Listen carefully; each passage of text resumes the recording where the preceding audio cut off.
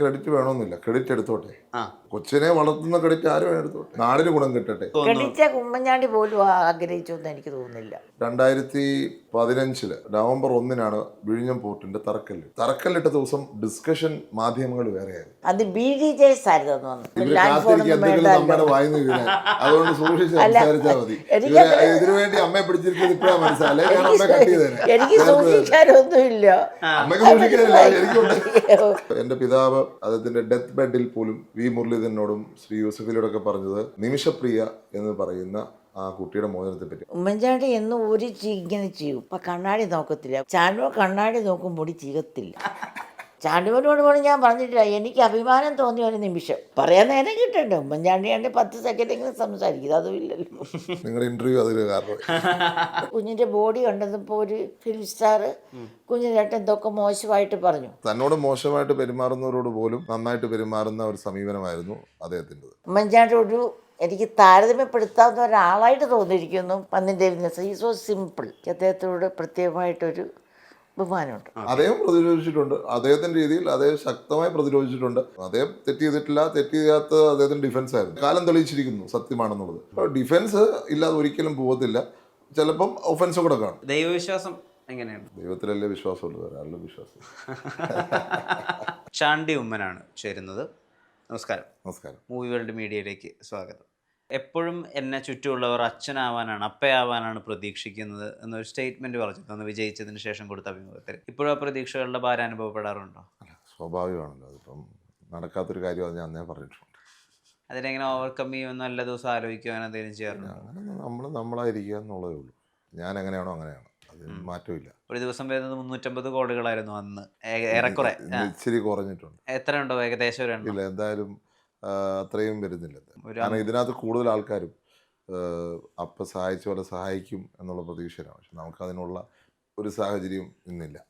എൻ്റെ പരിമിതിക്കുള്ളിലുള്ള സഹായം ചെയ്യാമെന്നുള്ളത്. സാറുണ്ടായിരുന്ന സമയത്ത് ശനിയാഴ്ച വൈകുന്നേരം തൊട്ടും ഞായറാഴ്ച മുഴുവനുമായിട്ടാണ് പുതുപ്പള്ളിയിലെ പ്രശ്നങ്ങൾ തീർക്കാൻ അല്ലെങ്കിൽ സഹായങ്ങൾ എത്തിക്കാനും വേണ്ടി സന്നിധനായിട്ടുണ്ടായിരുന്നത്. ചാണ്ടി ഉമ്മൻ്റെ ഒരു രീതി. ഞാൻ 7 ദിവസം അവിടെ നിൽക്കുന്ന രീതി. 7 ദിവസം പുതുപ്പള്ളിയിലാണ്? 7 ദിവസം ഞാൻ അവിടെ താമസിക്കുന്നത്.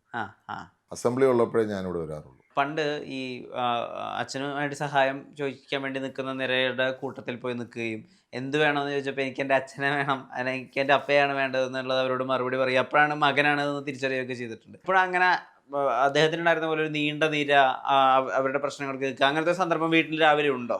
പുതുപ്പള്ളിയിലുണ്ട്. പുതുപ്പള്ളിയിലുണ്ട്. തിരുവനന്തപുരത്ത് അങ്ങനെ ഞാൻ നിൽക്കാത്തതുകൊണ്ട് അസംബ്ലി സമയത്തേ ഉള്ളൂ.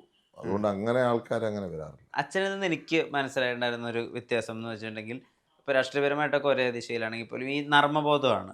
എന്താണ് വേണ്ടതെന്ന് പറയുമ്പോൾ എനിക്ക് എൻ്റെ അച്ഛനെയാണ് വേണ്ടതെന്ന് പറയാൻ അപ്പം തോന്നിയ ഒരു ഹ്യൂമർ സെൻസ് ഉണ്ടല്ലോ, അതിപ്പോഴും ഉണ്ടോ? അങ്ങനെയൊക്കെ പോകുന്നു. അങ്ങനെയൊക്കെ അല്ലേ നമുക്കൊരു എന്താ പറയുക, സീരിയസ് ആയിരുന്നാൽ ഈ സാധനം ഓടത്തില്ല. കാരണം നമ്മൾ 24 hours വർക്കാണ് ഇതിനകത്ത്.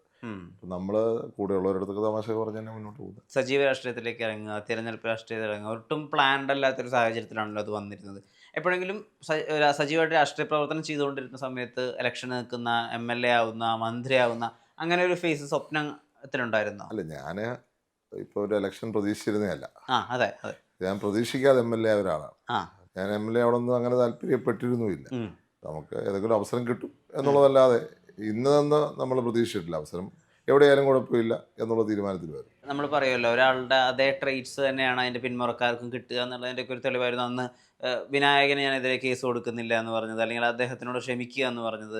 ഉമ്മൻചാണ്ടി സാറിൻ്റെ അദ്ദേഹത്തെ കല്ലെറിഞ്ഞ ആളോട് പോലും അങ്ങോട്ട് പോയി സംസാരിക്കും, അദ്ദേഹത്തിന് വിട്ടേക്കുമ്പോൾ അദ്ദേഹത്തിനെ വിളിക്കുകയൊക്കെ ചെയ്ത ഒരാളാണ് ഉമ്മൻചാണ്ടി സാർ. അപ്പം ആ ഒരു ട്രേറ്റ് അതുപോലെ പിന്തുടരണം, അല്ലെങ്കിൽ അതുണ്ടാവണം എന്നുള്ളത് അന്ന് നിർബന്ധമായിരുന്നു. അതല്ല, ഇപ്പം അങ്ങനെ ഞാൻ നിർബന്ധപൂർവ്വം എടുത്തൊരു തീരുമാനം അങ്ങനെയൊന്നുമല്ല. പക്ഷെ ഞാൻ ചോദിച്ച ചോദ്യം എന്താ, അദ്ദേഹം ഉണ്ടെങ്കിൽ എന്തായിരിക്കും ആ തീരുമാനം എടുക്കുക? എൻ്റെ തീരുമാനം എന്നല്ല ഞാൻ പറഞ്ഞത്. അദ്ദേഹം ഉണ്ടെങ്കിൽ എന്താണ് തീരുമാനം? ആ തീരുമാനം ഒരിക്കലും കേസ് എടുക്കില്ലെന്ന പുള്ളിയെ വേണമെങ്കിൽ അദ്ദേഹം പ്രശംസിച്ചേനെ വേണമെങ്കിൽ. അങ്ങനെയുള്ള ഒരു തരത്തിലാണ് അദ്ദേഹത്തിൻ്റെ ജീവിതം ഉണ്ടായിട്ടുള്ളത്. തന്നോട് മോശമായിട്ട് പെരുമാറുന്നവരോട് പോലും നന്നായിട്ട് പെരുമാറുന്ന ഒരു സമീപനമായിരുന്നു അദ്ദേഹത്തിൻ്റെത്. ചാണ്ടി ഉമ്മൻ്റെ അമ്മ കൂടി നമ്മോടൊപ്പം ചെയ്യുന്നുണ്ട്, മറിയാമ്മ. നമസ്കാരം.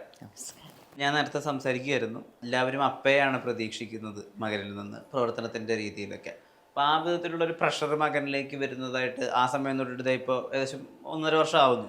അത് ഫീൽ ചെയ്യുന്നുണ്ടോ? അങ്ങനെ ഒരു പ്രശ്നമുണ്ട്. മകനോട് പറഞ്ഞിരുന്നോ അപ്പയാണ് നിന്നെ പ്രതീക്ഷിക്കുക, നിന്നിൽ പ്രതീക്ഷിക്കുക, അങ്ങനത്തെ ഒരു സംസാരം ഉണ്ടായിട്ടുണ്ടോ മകനായിട്ട്? ഞാൻ ചിലപ്പോഴൊക്കെ പറഞ്ഞിട്ടുണ്ട്. മോൻ കേട്ടിട്ടുണ്ടോ എന്ന് എനിക്കറിയത്തില്ല. മോൻ ഉമ്മൻചാണ്ടിയാണത്, ബുദ്ധിമുട്ടാണ്. പക്ഷെ അതിന് കഴിയുന്നത്ര ആകാൻ ശ്രമിക്കണം. എല്ലാവരും ഇപ്പോൾ പാർട്ടിക്കപ്പുറം അല്ലെങ്കിൽ മതത്തിനപ്പുറം ഒക്കെ ഇത്രയധികം ജനങ്ങളിലേക്ക് ഇറങ്ങിച്ചെന്നിട്ടുണ്ടായിരുന്ന ഒരു നേതാവില്ലായിരുന്നു ഒരേപോലെ സമ്മതിക്കുക, അല്ലെങ്കിൽ ഒരു 4 മണിക്കൂർ കൊണ്ട് എത്തേണ്ട ഒരു സ്ഥലത്തേക്ക് ആ യാത്ര 28 മണിക്കൂറിനകത്ത് നീളുക.